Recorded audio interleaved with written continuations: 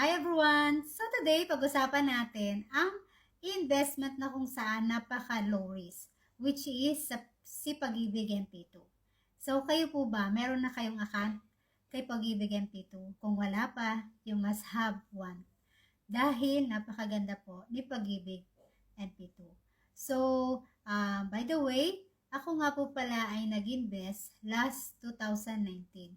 So, compare doon sa aking mutual fund na nag-start din ako 2019, masasabi ko po na napakalaki ng difference ni Pag-ibig MP2 kumpara po kay mutual fund. So, bakit? So, last time, dinalakay ko po yan yung sa last video ko about Pag-ibig, mutual fund, which is nag-invest ako sa isang company na kung saan monthly ako naguhulog ng 10,000. So, umabot na ng 220k yung aking ininvest doon. From 2019 until now, 2023. So, wala pong palya na naguhulog ako monthly. Ano po? Pero, yung aking total investment, yung current fund niya ngayon, which is 220,000, ang current value niya ngayon is almost 197 lang. So, imagine niyo yun, ganun kalaki yung negative nung pera ko. Na kung kayo po ay hindi risk taker, siguro kung takot kayo na nababawasan yung pera nyo, imbis na nadadagdagan, kasi di ba monthly naguhulog ka 10,000. Imbis na nadadagdagan, nababawasan siya. So yun po yung sinasabi sa mutual fund na um, high risk, na kung saan kung hindi ka, kung takot ka sa mga ganong risk, hindi pwede, hindi ideal sa'yo yung ganong investment.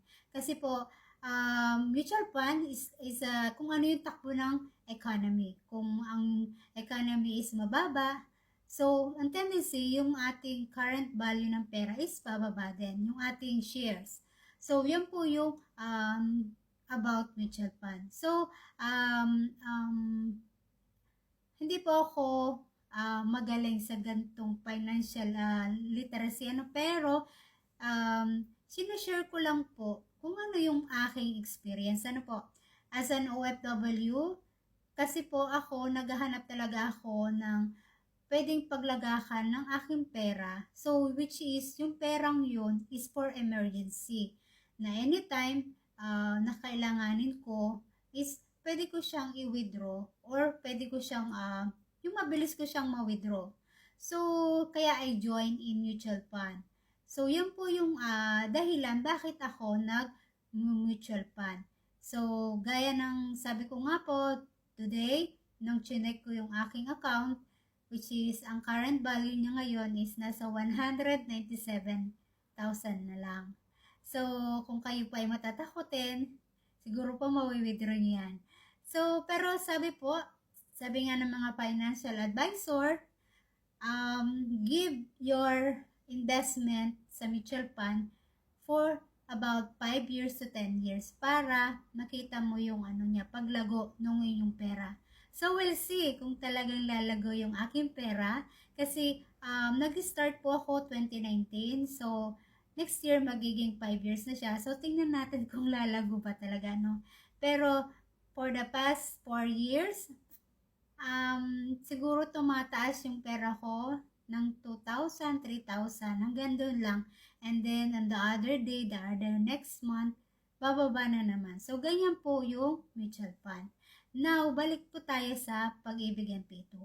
So, kung hindi ka pa nakakapag-try ng Pag-ibig MP2 or hindi ka pa nakakapag-try ng isang investment at ikaw ay isang kumbaga ay nasa middle ka na ng pa-retirement, maganda po ang Pag-ibig MP2.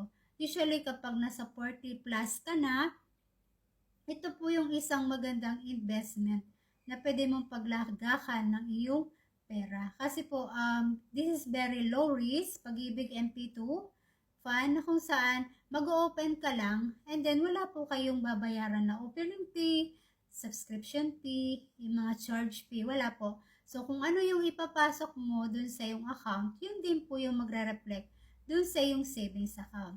So, just like me, I opened 2019 and then, isang bagsakan yun, time deposit, kumbaga sa bangko, time deposit. So, sa akin, one-time investment. So, tara papunta tayo sa ating website ni Pag-ibig MP2. So, here is the website of Pag-ibig Fund. So, kung wala pa po kayong account sa Pag-ibig, you can just sign up online. So, kay Virtual Pag-ibig po. So, ngayon, silipin natin si MP2. So, ito yung aking MP2 savings. So, takpan ko muna ha. Bali, 3 na po yung account ko kay Pag-ibig MP2. So, open natin yung isang account para magkaroon kayo ng idea. So, ito yung isang account na kung saan hinuhulugan ko yan every month. So, monthly, naguhulog ako dyan. It's either 5,000. Pag merong medyo malaki-laki yung pera, 10,000. So, check natin yung 2023. So, ayan po. I started last January 6, 2023.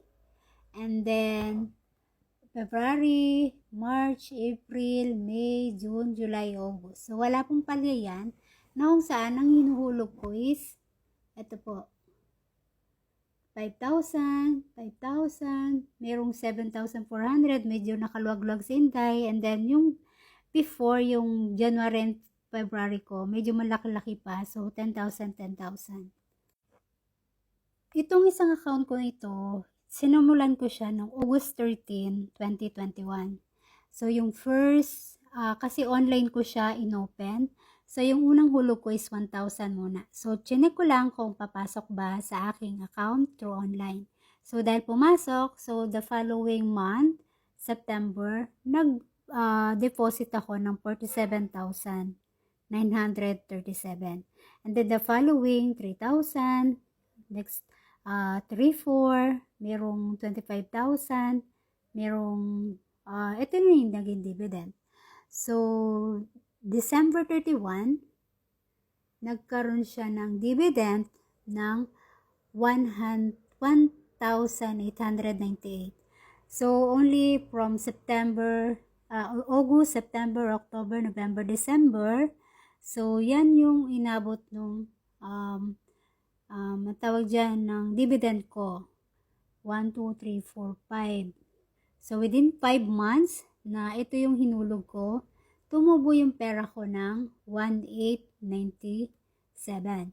So, that was 2021. Now, kung ma-open natin sa 2022, so, ito na po siya, na kung saan, consistent pa rin, merong lagtang actually minsan. So, pero ito yung pinakang hinuhulog ko, 5,000. Pag nakalugluwag po ako, yan, nilalakihan ko siya. And then, hanggang sa ang naging dividend na po, noong December 31, 2022, ito yung dividend, is 13,169. So, yan po yung power ng dividend, tawag dyan, ng yung dividend na kung saan kapag hindi mo siya wini-withdraw, mas lumalaki po siya. So, compounding interest po yung tawag doon, ano. Now, this time, 2023, so, wala pa po yung dividend kasi by April pa po siya magbibigay. So, that was my total investment na kung saan inabot po siya ng 280,000. Ang total dividend is 15,000. So, yan po yung kagandahan kay mutual fund na kapag ini-stay nyo yung dividend, mas lalong nagko-compound siya, mas lumalaki.